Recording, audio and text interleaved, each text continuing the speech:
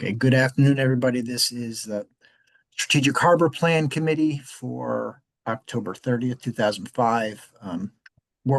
We have a kind of a hard stop in an hour, so we're going to try to go as quickly as possible. There were really two items that kind of got left open, and we got some additional comment after the last meeting that we thought was warranted to come back with the group and chat about. One being the street ends, and the second one being kind of expansion and realignment of the mooring fields. I think the street ends one, I just want to reiterate, because I think we can have a very, very, very, very, very brief conversation about that at this point. So the end result for that is there are kind of were five locations that were warranting further study that came out of the team's work. So the next step will be Amelia working very hard to try to find some grant funding to do some follow-up planning studies on each one of those locations. The points raised in the correspondences we received about the concerns with street ends are all valid. But I don't think we're at that stage where we can say we're moving in one direction or another on any of them. Probably the way I envision that process going forward is we'll get a planning study. We'll bring in a consultant to look at each one of those street ends, and they'll come up with a variety of possibilities, analyzing the pros and cons and concerns about each one of those locations.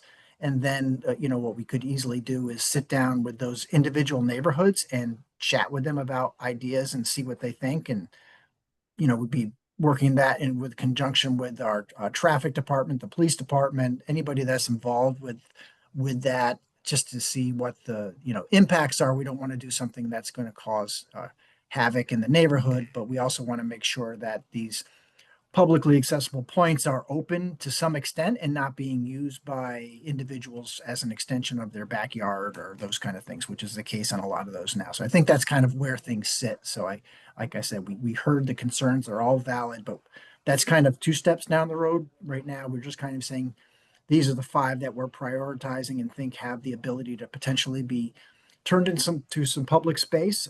But before we get there, we need to do some additional analysis. Anybody want to Well, discuss that any further? yeah, we're still in the.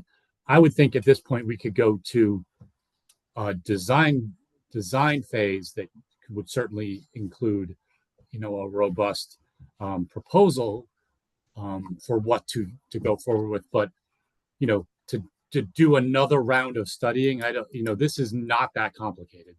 Yeah, no, I'm that's what, sorry if I'm not saying, I agree that Yeah. they would like the conceptual design phase.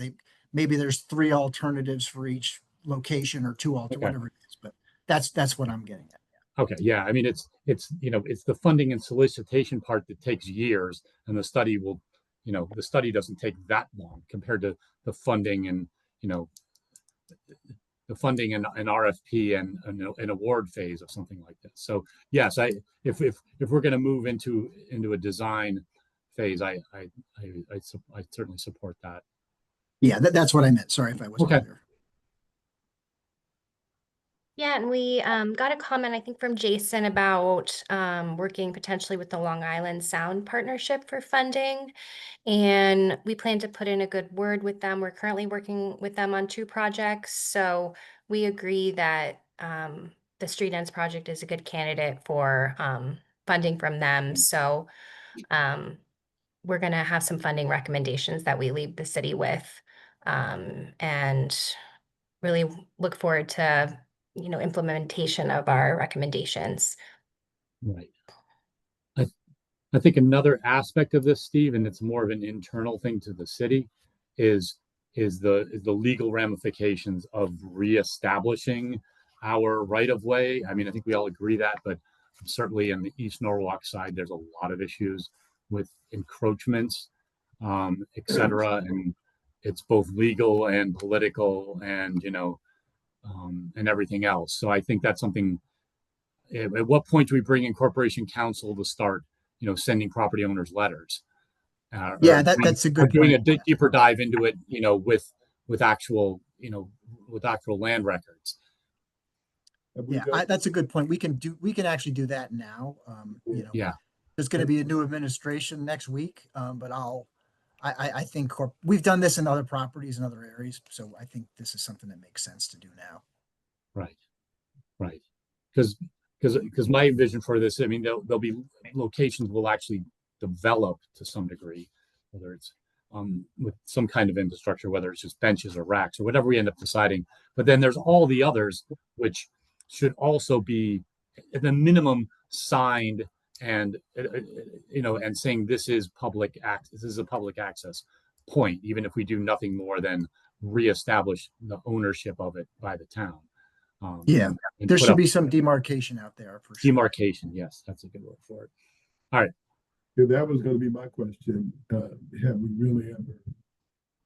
I know it's one thing to do encroachments or to legally try and reverse encroachments in some areas, and then some areas it's more difficult, and particularly if they've been maintaining those sites. It can be. I think it needs to be done, but it's not going to be easy. And I think we should bring in the corporate councils as quickly as possible, because you find that the most difficult encroachments is where property is close to water. And it's very difficult. I think the other thing is we have to try and define, and maybe you have, because I've been not been in every meeting, but what would we propose for each street end? And what would be the use for the street end? What would fit in terms of activity or passive recreation or whatever in each street end? I think we need to try and find that as well. Yeah, the plan does have some initial recommendations on each one of those, what could work, but I think the final programming of each one of those would have to come out of the design phase of it. And I think maybe there'd be, like I said, I think you could come up with like 2 or 3 alternatives for each one of those sites. And then you could almost have like a pros and cons and kind of analysis on each one of those. And then, take that out to the neighborhood to see what they think in terms of, if we do this down at this location, what is this going to impact on my property? Am I going to end up with 30 no cars a day parking in front of my driveway? And, I'm sure that would be a big part of the conversation.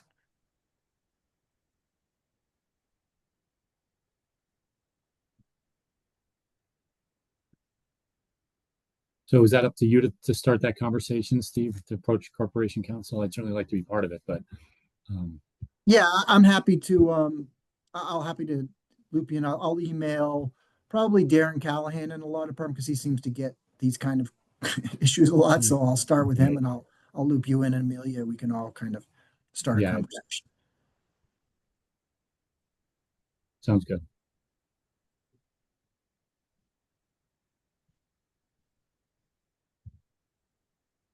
Thanks, Steve.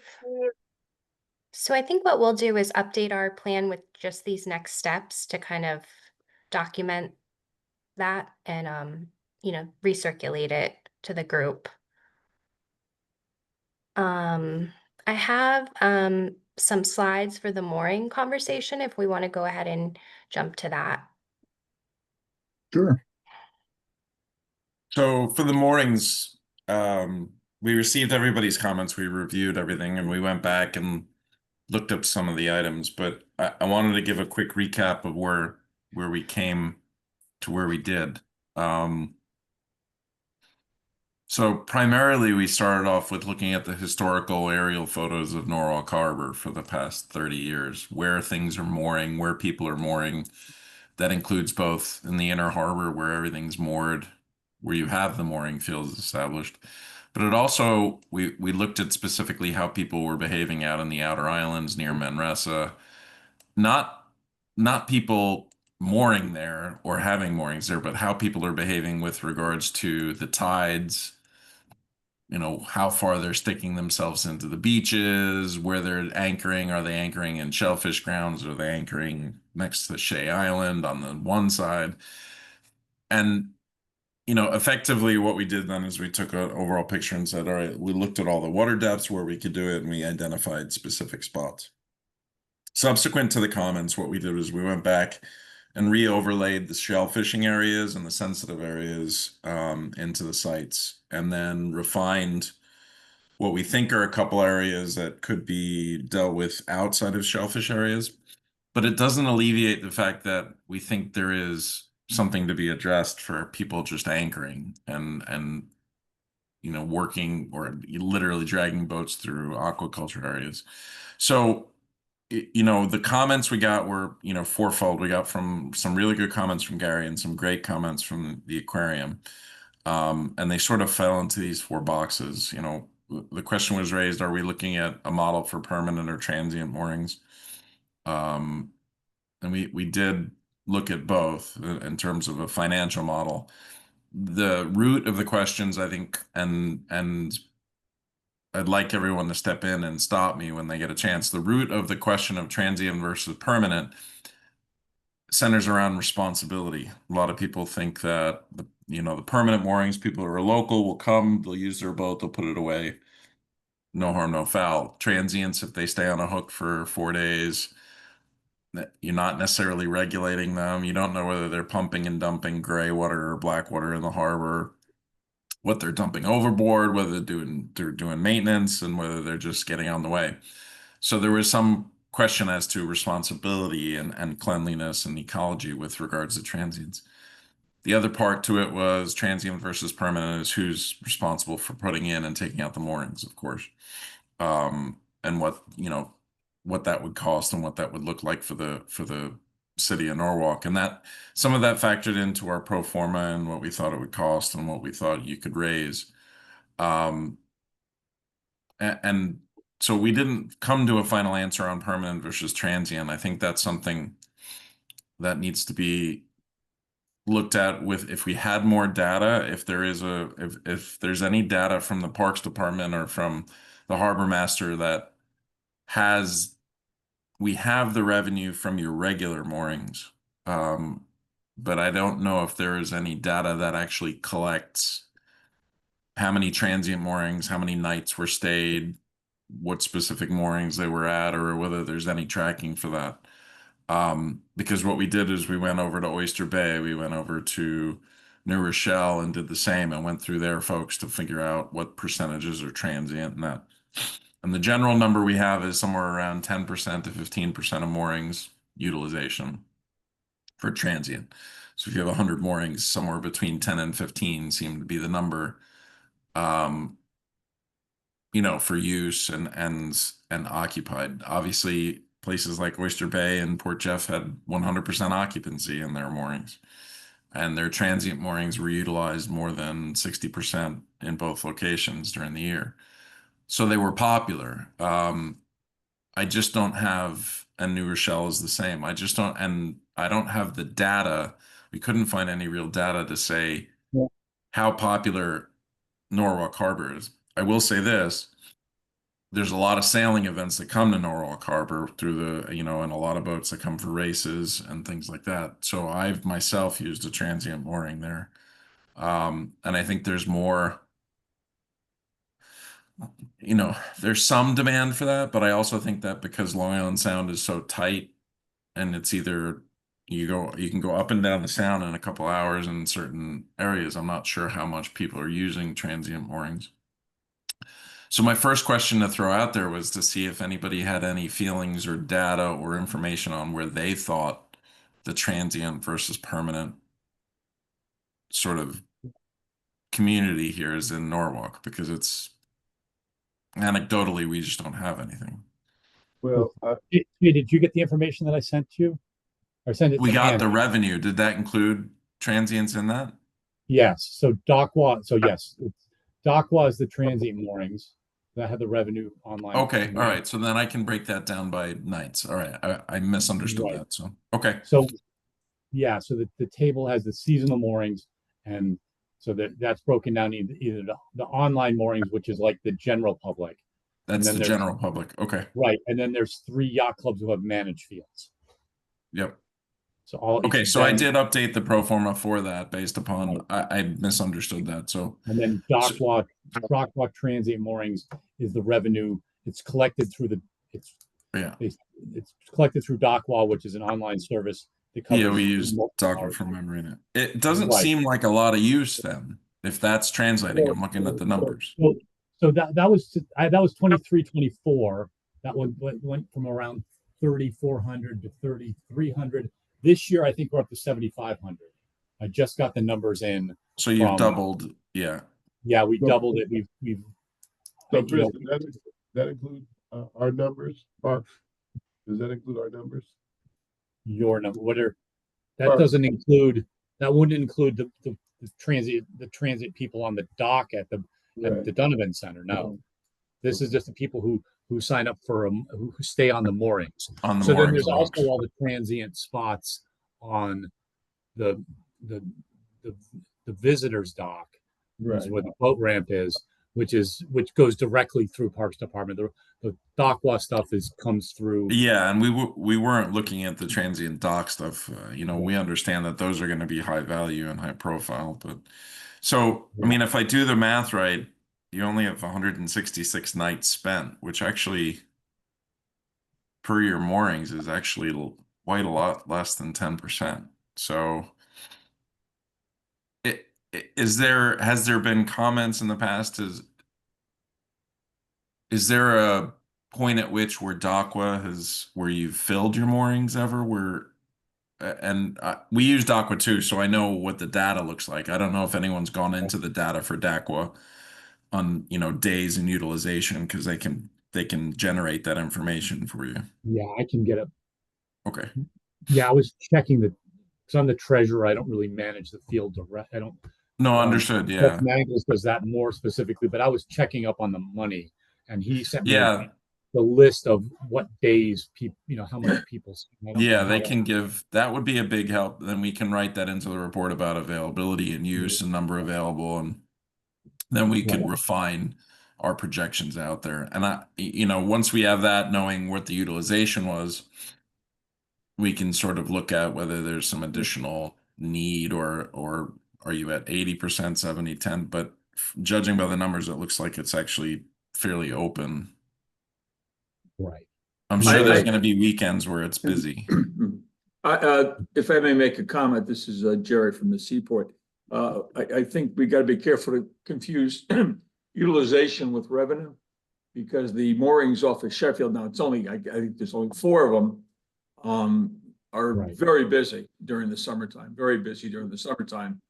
And I've never seen them. And by the way, this is not a complaint or an accusation, I assure you, but in 3 years, we've never received $1 from the system.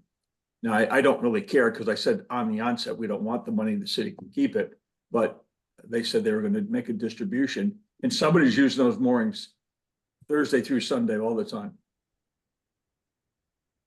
It's only 4, but they're being used all the time. That's good to know. Yeah.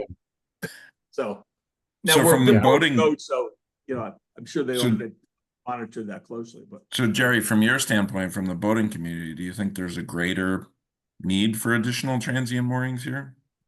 I can only comment on what I see, off of Sheffield, to be honest with you. It'd be inappropriate for me to say anything. Well, Sheffield is where I'm moored too, so I'm probably sure I use one of those 4. Okay, we'll talk about your payment another time, okay? Yeah. I'm sure the check's in the mail, so.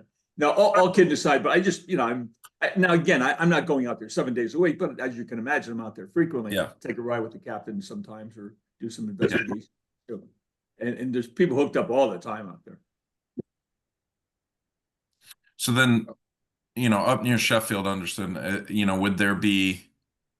is there any general feeling for transient moorings? One of the reasons why we looked at transient moorings in the outer islands is because currently, with the amount of boats that anchor there, and this leads to the next question of shellfish beds, is everything in the outer islands is shellfish beds, basically. There's natural, there's leased, Sure. there's everything. Yep. There's boats anchored throughout all of that area in the summertime, no matter what. Sure. And so when we first started the study, we looked at, well, if they're going to use that spot and it is a sensitive area, could we provide ecologically sensitive moorings? In other words, helical anchors with Sure. floats and C-flex, and provide better mooring fields that are less obtrusive to the aquaculture beds and still provide access. Mhm. So our first round, we basically plotted some mooring fields in good depth right over shellfish beds. Alix, could you flip to the new sort of, yeah, so on the map on the left and the map on the right are just a piece of each other. One has the bathymetry in it for depths, and one has all the shellfish leases and natural occurring areas. The blue areas were the ones that we had identified first, because they were historically used areas from satellite imagery. Now, when you look at them, they're directly over leases and all that. So we said, all right, let's taking the comments and looking at the leases and looking at how many leases are we scrapped it. We said, all right, let's look at different ways. The red areas reflect areas outside of leased shellfish beds, but they're in naturally occurring shellfish beds, where there is water depth available. And these areas, for whatever reason, aren't used as much as the other blue areas. I think part of it is because, tide, depths, or, however it's facing. The ones to the southwest are fairly exposed. The ones up in the middle between Shea Island and the other one are, it's a little tighter. But we also identified, the question came up, or why didn't we look more at Manresa? So we had an area up near Manresa, but we also encircled a whole nother area near Manresa in red that goes across the navigational channel. And all three of those beds, or those mooring fields, could be in natural occurring beds without being in leased beds. And again, the idea would be, whether it's in a blue area or a red area, is to provide some sort of ecological friendly mooring so that we're not dragging chains and people don't feel like they need to anchor in these beds.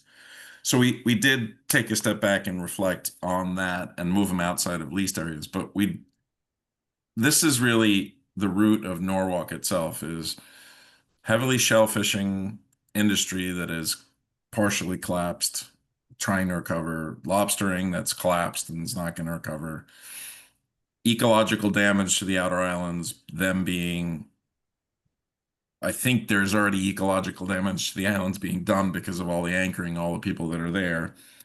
But by adding mooring fields, do we add more issues, or can we do it in a responsible way such that we can actually still give access to the islands without creating a huge ecological issue? So that's really the root of the conversation today, and get a feeling from everybody else. Now that we've shifted a little bit and looked at these other items, really how people feel about mooring in a natural bed versus a leased bed.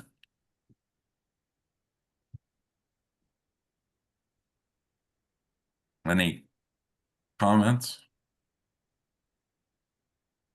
No. And to add, Yeah. the areas in red are about the same amount of square foot area that we had in blue. So we're looking at fairly similar, plan here. I'm sorry, I may have missed a point, but in the red area, which you say they're non-leased, they're open areas, correct? Yes. Are they actively fished, or, excuse me, farmed, I should say? There's no data to say whether they're farmed or not. That's the problem, is that outside of a lease area, it's open recreational, so anyone can use them. So, we went to the shellfish records, we went to the plots, we checked all the ownership on the outside, but it is effectively they call it recreational. And the orange shellfishing is oyster, the green is I think a mix of oyster and clam, or something like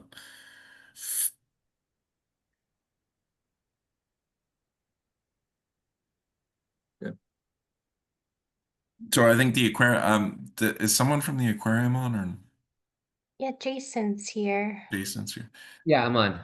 Jason, would you like us to kind of bring up your comments and go step through them a little bit one by one? Sure. Because I think That'd be great. Thanks. okay. So Alix, can you bring up those, and then we'll go through one by one? Because I think those are I can. the comments are comprehensive, and it might just be easier to do that. Mhm. And they came from a number of our team in the conservation department and the vessel ops department, who work closely with Jerry. Sure. So I'd be curious if Jerry agrees with some of these comments as well. Okay, so looking at the comments, and these I think as we discuss these in context, it'll be worthwhile. So first one, with regards to framing and description, city is interested in mooring fields do not necessarily expand access to the waterfront. We agree with that. To own a boat would make use of the mooring fields, presumably requires existing waterfront access elsewhere. We completely and wholly agree with that. One of the things we're looking at, and one of the things in the report we talked about, was the implementation of a water taxi that could potentially tie in the street ends and Veterans Park to moorings that are further offshore. I think if we do give some water taxi or launch access, we do increase waterfront access, especially at the cost of a mooring. It's very low. So I think there is an opportunity there when combined with some logistics to get people out there, which is a good point. The second one, New York Harbor, reasonable proxy for Norwalk Harbor. We actually did 5 or 6 wake studies in New York Harbor, and it's actually powerboat wake, and boat wake is the worst thing for everything. So it's pretty comparable to what Norwalk is. I'm not sure whether the question of this, the intent was to say, can we make apples and oranges versus what's wake look like and powerboating in New York Harbor versus here. But in terms of, we looked at the AIS traffic to determine boats in and boats out through the area, and it's pretty similar in terms of volume coming in the main navigation channel. Yeah, I think the purpose of this was really just to raise the question, because I think the assumption is made without the explanation that you just gave. Sure. Okay. I think if you articulate why you, because I think on the face of it, comparing New York Harbor to Norwalk Harbor, people would question. I think Okay. with your explanation that you did go look at it, that wake disturbance is comparable, answers that question. Okay. Perfect. The page 13, access to parking and or biking walking paths, including activating underutilized street ends, we talked about separately. That's obviously going to get studied. Page 13, agree with the mandatory designation of additional pump out boats. You add moorings, you add boats, you have to add pump out boats. One of the schematics that we had was having floating docks with 2 mooring points, and you could have 4 boats moored on a mooring dock. In each of those cases, you could make mooring docks that had pump outs themselves. That would make it easier than just having to have 1 or 2 pump out boats roll all over the place. So we do agree with that, and we think that there's a combination of pump out, water taxi, sort of logistics that would make that more feasible. I believe there's a pump out at a fixed pump out at the Veterans Park Visitors Dock. Am I right? There is one, and then you do have 1 pump out boat, but in terms of volume, 1 pump out boat or a pump out should be able to do about 200 vessels by guidance from US Sailing and Boat US. There's very easily over 200 vessels at any one time in the harbor. So, just by that alone, you should have 2 to 3. And if you open the mooring field up to over 200 or more, you're gonna need, basically you need a boat per mooring field, depending on the size of the mooring field. Certainly Manresa, when that gets activated, if there's a mooring field there, would make sense to have a pump out there. And wherever the water taxi lands, if that's a viable thing, having a pump out as well, because the water taxi tends to get used as a head as well quite often. So, but we do agree with that, and I think we had some numbers and cost in there in terms of the pro forma, whether we thought it was viable. The water taxi we talked about, and I think that's a big component of this. Access to the outer islands with a water taxi does reduce boat traffic. It opens up the western shore, which is fairly limited in the plan. There isn't a lot of deep water, but it would be able to access from the inner harbor to Manresa to the outer islands. And then maybe at that point, it makes more sense to have some additional transient or additional residential moorings.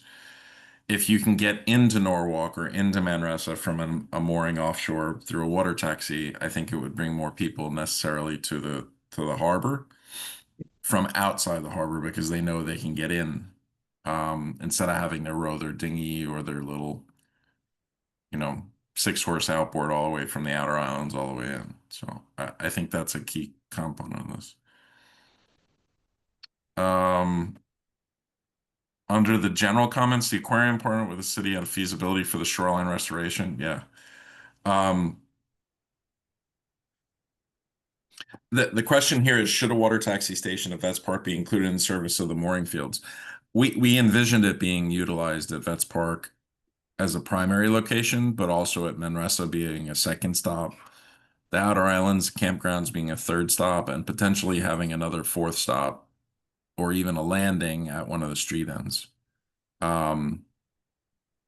It also came into question is if that sort of water taxi could double up as a pump boat and double up as a maintenance boat, in terms of cost to the city and how much that would be. So we did model some finance in that, and we do agree that it should be. I don't think you can talk about a mooring field without a water taxi, and I think that maybe that didn't come through in the report. Maybe we need to be a little bit more clear on that. Okay, I see your hit. Thanks, Jason. All right, potential on commercial shellfishing and recreational shellfishing. It's not really adequate. So we were tasked with, we figured out where we could theoretically put moorings. We went back, we moved them. We're still in shellfish beds. There's a lot of information that we don't have in terms of the areas that have identified is what the bottom composition is. We have general composition. We don't know if there's SAV, meaning eelgrass, or any submerged aquatic vegetation present. We don't know if there's bedrock outcroppings. So our first round really was to identify potential areas. That first round changed. We've identified some new areas outside of shellfishing grounds. So we've avoided the commercial leases. What I find hard is whether or not we can avoid any of the natural recreational areas. And our recommendation through the report would basically be if these areas are out of commercial leases, they are recreational, and they are potentially available to the public, need to do a little bit more investigation on the bottom of those. It's a very quick, relatively quick investigation, but you do need to do some ecological bottom composition and things like that to really know exactly whether it's viable in these locations. And that also has to do with a shellfish sampling to determine maybe there's areas that are better in these ones, the areas in red that we identified that are much less prolific in terms of shellfishing, or in speaking to the citizens that they know that they don't get clams there or oyster there, or like at Manresa, it's in a restricted area where you can't necessarily harvest shellfish depending on the water quality. And that's consistent with a lot of the beds. And you guys at the aquarium know this better than me, but almost all the beds are dependent on rainfall and pollutants. There's the inner harbor is restricted, and the area just south of Manresa is also restricted. 3 of the areas that we picked in red, or one of the areas we picked in red, is more in a restricted area. The other areas in red are quote unquote open beds, depending on rainfall and that. So there's very few spots within the harbor that are restricted, except for in the inner harbor, which is, that good. So how we address this, I think, is more of a recommendation of these are areas that we think are feasible in order to adequately address the economics and the impacts. We can address being able to do ecological type moorings that would not affect the mooring fields. We can address how we would necessarily, and we can add this to the report, how we would try to maintain cleanliness and boat cleanliness inspections and pump outs and things like that. What we can address then is what we truly think the impact is going to be without doing a bottom survey. So I think that would be one of our recommendations as to the next step with regards to this. So Shay, are you identifying these areas for seasonal moorings or transient moorings?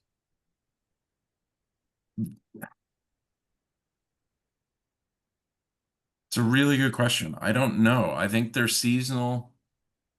I think you have seasonal moorings in the outer islands because I think you're going to have enough citizenship that's going to want to go out there and hook and stay on the beach. I think by Manresa, there's going to be seasonal.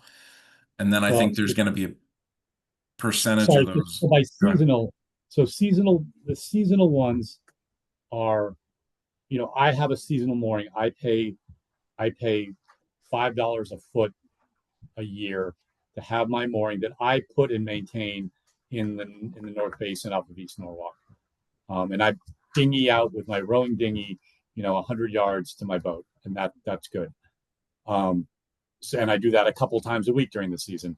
The ones out in the out at the islands, I don't think anybody's going to sign up for that for, you know, all of, so the yearly ones, they're either maintained by the individual boat owner or they're maintained by the clubs. And then there's another, you know, I don't know what we're up to now, maybe 8, 4 out at the, maybe 9 or 10, 4 out at the islands, and 6, you know, 6 or 7 in the inner harbor, that those are owned and maintained by the Harbor Management Commission. And those are leased on a daily basis through DocLaw. And I was able to grab some information for you while you were talking. We had 90 visits. They could be more than that's 90 nights. So there might be somebody that stayed 3 nights. That would count as 3. And that totaled a revenue of $7,400 last year. And we're constantly rolling that money forward into putting more of them. But so the ones at the outer islands, they might get an overnight stay. I don't think that the spreadsheet I had didn't differentiate where the moorings were. I think we do get some out there, but I think most of, you know, what happens, and certainly what Jerry pointed out is day use out there. People go out there, hook up for a couple hours, go swimming, have a nap, do whatever they do when your boat's on the hook, and then they go home. And they should be paying for those, and I think the harbor master does check up on it once in a while, but otherwise those are sort of day use ones. And I think if we get into in the outer islands, nobody's going to keep their boat out on the outer islands all day long, all year round. You have to get out there to begin with, so that's not desirable for a boat owner. I think that leads to another point, which is in terms of impact, which is if these are very, very popular sites that people are going anyways and dropping anchor, is it more desirable to have a fixed mooring that is impacted once and it stays there for several years, or having people drop anchors there every day and then hauling them back up and disturbing the bottom? That's inherently what we think. Right. The majority of the outer islands is going to be transient. Now, and by, maybe I misunderstood, but by seasonal and transient, I meant transient taking the moorings in and out each year, or anchoring. Seasonal meaning you put it in and you can leave it for 5 or 6 years with a helical and a float. I do think the outer islands are a destination. I don't think you might get 1 or 2 boats that stay overnight there at the beach, but you're not going to get a lot of that. I think it's going to be the individual boats hooking, and we want to, if we want to avoid more damage to the ecological areas, giving them a hook that they can hook consistently that doesn't have to require them to drop an anchor. Right. Right, which I think is like, for example, what Darien has done in Ziegler's Cove, which is a very, very popular, you know, day anchorage thing. And I've never seen anybody, you know, there's no signs on them. There don't seem to be anybody. No, there isn't. And we had that at Nyack, and we've had it in Oyster Bay. In Port Jeff, they have a couple like that where they're permanently float moorings.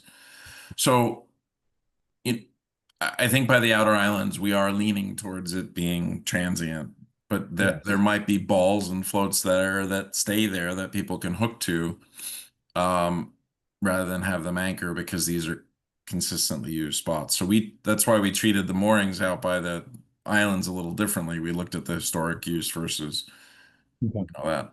By Manresa, I think, and by the comments that we got, I think as Manresa gets developed, the South Shore of Manresa could potentially have more seasonal stuff, because there might be an opportunity for parking and a launch and things like that, where people have a permanent mooring for the East Shore, much like Wilson's Cove. But that demand is X amount of years down the road, I don't know how many people would actually be driving out to the point right there now and getting Shay, on their mooring in the middle of nowhere. So have you spoken to the Manresa folks on where they are? loosely, yeah, they're basically haven't even started. We're friends with the folks at Scape, and they basically haven't even started doing any programming yet. That's I, true. They are looking at infrastructure, traffic, Yeah, they're et doing that first before they cetera. get to the So, water. Yeah. you know, the yeah, kinds of they're 10 questions years away from, they're 10 years away from being a public facility. Oh yeah, it's a ways. Yeah.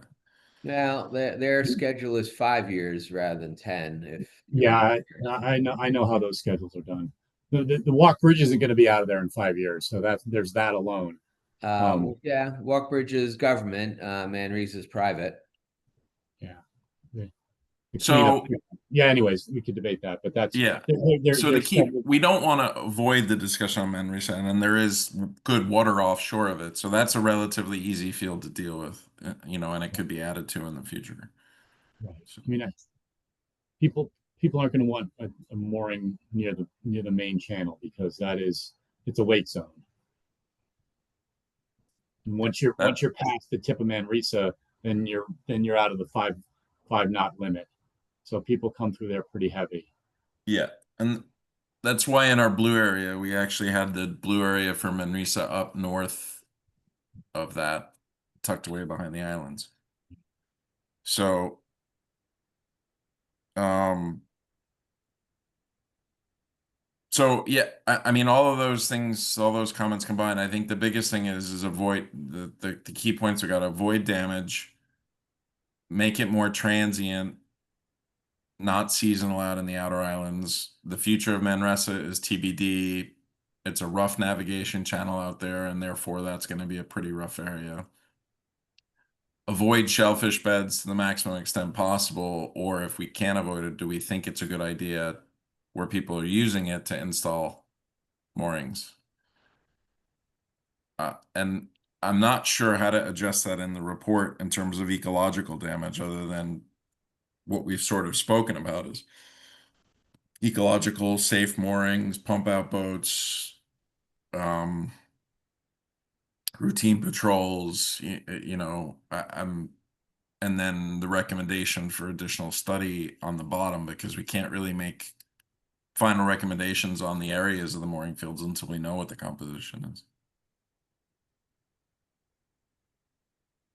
Shay, I'm curious. I don't know if you addressed the second bullet, general comments on changing. No, I hadn't gotten there yet. I was waiting for that one. Um,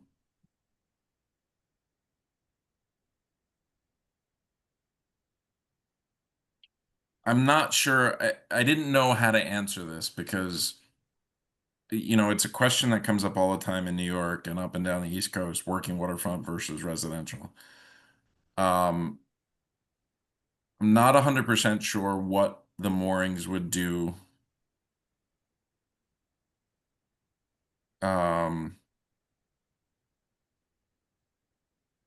To exacerbate the conversion of working waterfront to residential, other than making it more of a destination where people buy boats and then they want to build condos. So I understand the cascade effect there. I don't know how we would integrate, and maybe there are some suggestions in the group here, how we would integrate how moorings would affect that globally in the harbor. There isn't much research or information with regards to how additional moorings would affect or exacerbate the loss of working waterfront, I guess. Was there more of a thought to that, or did you have a thought in that, Jason, on what the aquarium thought in terms of boat use and working waterfront and all that? Well, two things. I think just recognizing the connections and implications as a threshold. To the point you just raised now, I don't know if there's evidence, if there's any intel or information to be drawn from other areas that have taken this on and seen impacts to, to shoreline use between residential and working waterfronts. I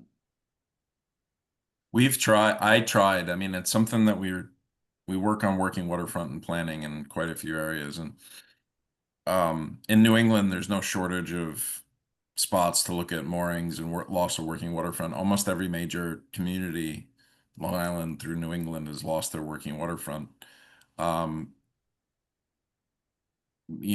of our perfect examples on Long Island is Glen Cove. All of the industry in that canal was lost, and there's just a little bit left. They put huge condos, and I have a huge marina in that area now. And what happened then is the mooring field. Then the more condos that got built, the more people wanted docks, the more people wanted moorings. And the mooring field expanded and expanded, such to the point where adjacent properties that were doing industrial work no longer got their dredge permits to be able to dredge up to their docks. So that's a perfect anecdote of development spurring on additional boating, which then pushes out the working waterfront. So certainly at the Yeah. street ends, and Annie probably alluded to this in her report, we're going to be looking at that definitely, because the street ends, I think, would have a direct impact on, especially like the oyster guys at the street ends. I'm not sure when we're talking about limited added moorings in the inner harbor here and out in the islands, which is pretty far away, whether that constitutes a draw for residential development. I don't think so, because the harbor is so much bigger than some of the areas where we've seen that draw being taken away, like killing a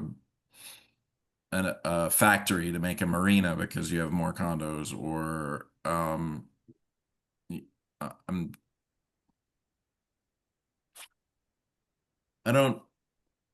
I have to think a little bit more about that. I'm not sure that finds an answer here. I don't think people are going to build condos because there's 7 more transient moorings in the harbor. Real estate's going to flip from being, a boatyard to condos, because we changed the zoning laws that allow that both Yeah. inside of thing, and the regional demand for housing and transit oriented development being pushed by the state. I mean, those are the elephants. We're talking about fleas. Yeah, we Gary Wetmore is on this committee. I think it'd be worth asking Gary how he might want to address it. I mean, if we were really, really serious about protecting and working, we would have a marine industrial and not just a marine commercial zone, because marine commercial means apartments with docks. That's all it means now. We've proven that on Water Street within minutes of the zoning being approved. The most flippable lot is turned into condos, and everybody's out of that. Everybody's off of that lot on Water Street, including Gary Wetmore, in 2 months. So with regards to the report, we can certainly bring up some of these things. We're definitely going to add into the report and have a conversation on them. So we'll do a little bit more research on that, see if there's any correlations. Well, I mean, your scope is more than just the mooring field and the street ends. The strategic harbor is a much bigger concept than a few little pieces. But Right. are we speaking of an incredibly finite piece of a stretch of land when we speak of Norwalk Harbor? I mean, realistically, the residential starts after the South Norwalk Boat Club, and the potentially commercial, for lack of a better word, extends to the bridge. I mean, nothing's going on the other side. It's all residential. Betts Park is not deep enough to do anything. I mean, I'm not really sure where we're going with this, because I mean, there's a few parcels left, and they're going to go pretty soon, I'm sure too. But you can probably bet that the other ones aren't going to really disappear. And even if once they take Gary's property away, I mean, there's they're going to have the so-called marine use. but the encroachment on the federal channel is so close. It's not like you're gonna put in 400 boat slips there. It really is, No. it's strictly residential with some window dressing, that's all. Technically it is, not technically, but practically, all it is a little window dressing by throwing a couple boats at the end. So you know, Right. and given the width of the channel at that particular area, really from the walk bridge all the way out past South Norwood Boat Club is so narrow. I mean, you can't even fit moorings in there. I mean, I guess Right. there are a couple there now, but you're not going to put in 300 moorings. Mm. So. No, it I think seems that like was clear that oh, moorings in the inner harbor just aren't that many Yeah. moorings added in the inner harbor just isn't feasible. right.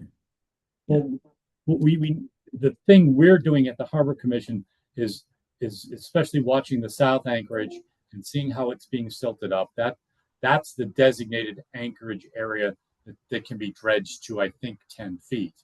Yeah. You know, all around Manresa, you're lucky if you have 4 feet at low tide. Mhm.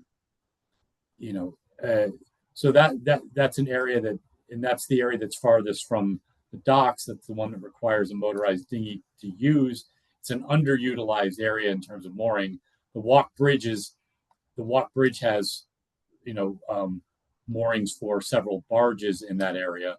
Once they're done in 5 years or so, we'll have more space to do things like, and it gets quite skinny. It's a very short triangle, so it's very pointy at the ends. There's not room for first full circle moorings. But one thing you did point to, which we're investigating, is a floating dock, a pontoon is what I call it, Yeah. with no land access. But you could, if you did one that's 30 feet long, you could probably put 2 boats on it, maybe 40 foot to get two boats on each side, and then you would have Yeah. 4 boats that would take up a much less footprint of the harbor than one on a hook swinging on all tides.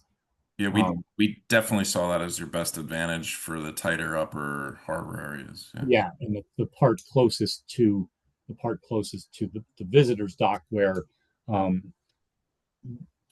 you know, so for a little bit of background, like 8 or 10 years ago, the city got a grant to put some helical anchors in, and they were done alongside the federal channel, sort of along Veterans Park.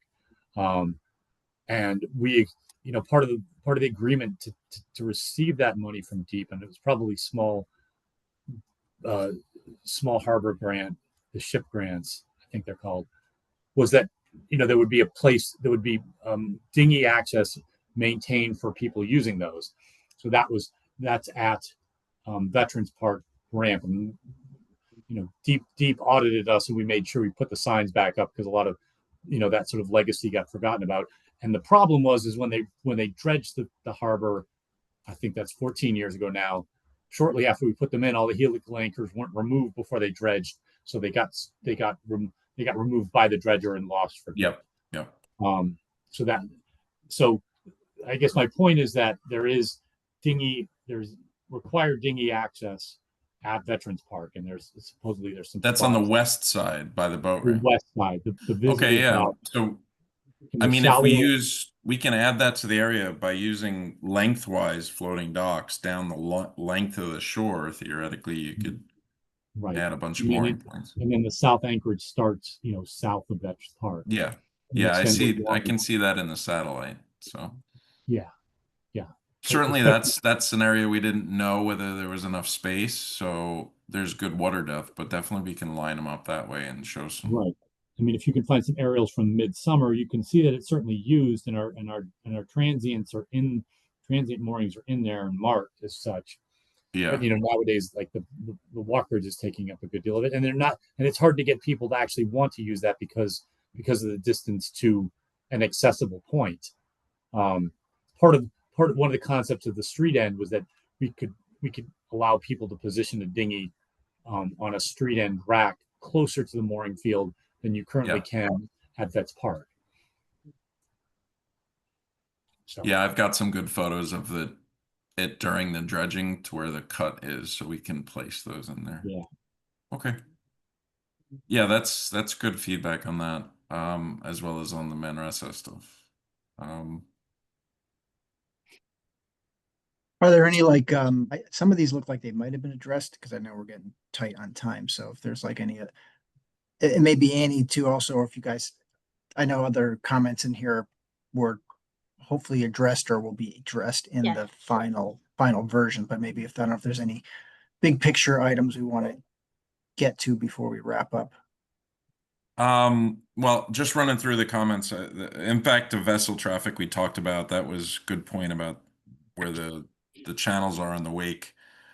I think the other big comment from the aquarium was human powered boating as a conflict to adding more boats in the harbor and more moorings for powered boating and the natural conflict between the two.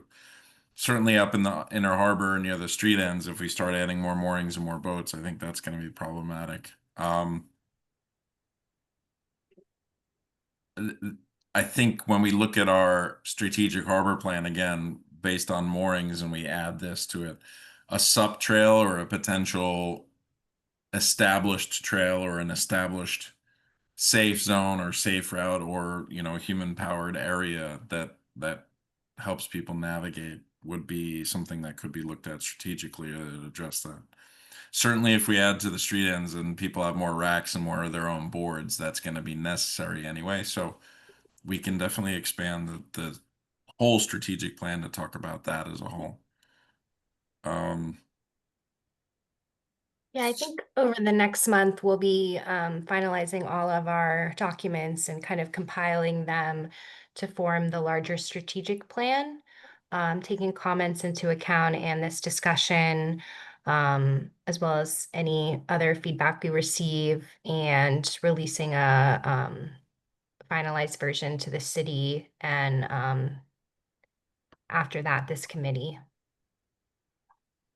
Chris, I was Sorry. thinking for the mooring layout itself, or the different schemes, does it make sense at like maybe after, I don't know if it's going to get refined anymore based on the conversation today, to have the other members of the Harbor Management Commission look at it too? I mean, I think there's a lot of people on that are familiar with this.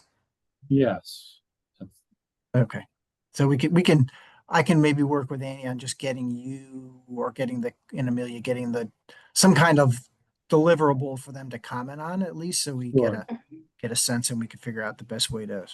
So see so through then that. let us wrap a lot of the aquarium's comments in, add the things, some of the study and the research. We'll double back and add the mooring components and some of the things we talked about that also apply to the strategic overall plan. We'll go backwards, second step, and add to that and get you another deliverable in the next week and a half that can be commented on deeper. Certainly each time we talk to everybody, we get more feedback, and that's why we do this. So it's certainly helpful. So Is there going to be another an opportunity for public comment on this with where you are now, or does it just go to us and then the commission, as you mentioned? That's a good question because there's a couple different ways you could proceed with it eventually, kind of. So typically when we do any of these studies to try to give them some weight, I like to incorporate them into the plan of conservation development as kind of the reference document as it relates to overall planning in the city. We could do something like that with the POCD, and if that's the case, then that would go to Common Council and the Planning and Zoning Commission, and they would have public hearings on that more than likely. So that's definitely at least one or probably two opportunities for public comment.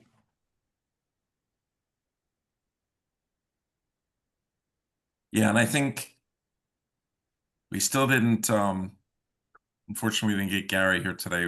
He had some very pointed comments too. So I was honestly gonna ask either, Steve or Chris or Steve or Amelia if we could talk to Jason or Gary direct, if that's okay, as I have some additional comments and questions, because I think in terms of Jason's staff at the aquarium, they're probably going to be one of our best sounding boards.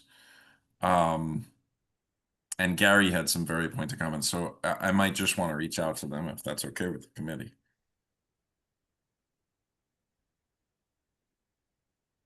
From my perspective, that would be wonderful. And it's wonderful that you guys are taking these comments to heart. I know the team put a fair bit of effort into it, reviewing the documents and working these up. So it's very gratifying for you guys to walk through it with as much detail as you are, and I think they'd be quite happy to discuss further Okay.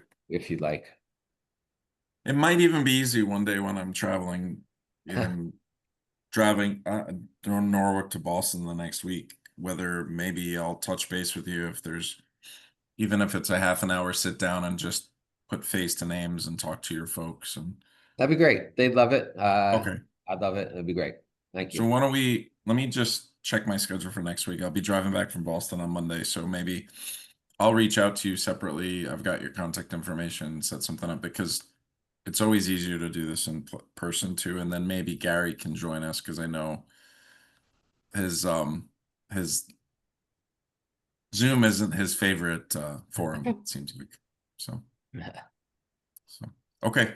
Unfortunately, I do have a hard stop. I've got to jump to another call. But we'll take all this and re-wrap it in. Thank you so much for everyone's feedback. Yeah. Yeah, thanks for working on Awesome. this, guys. Thanks, Great everyone. job. Yep. Yep. Bye-bye. Anybody has any other questions in the interim, just email Amelia and I and we'll pass it on.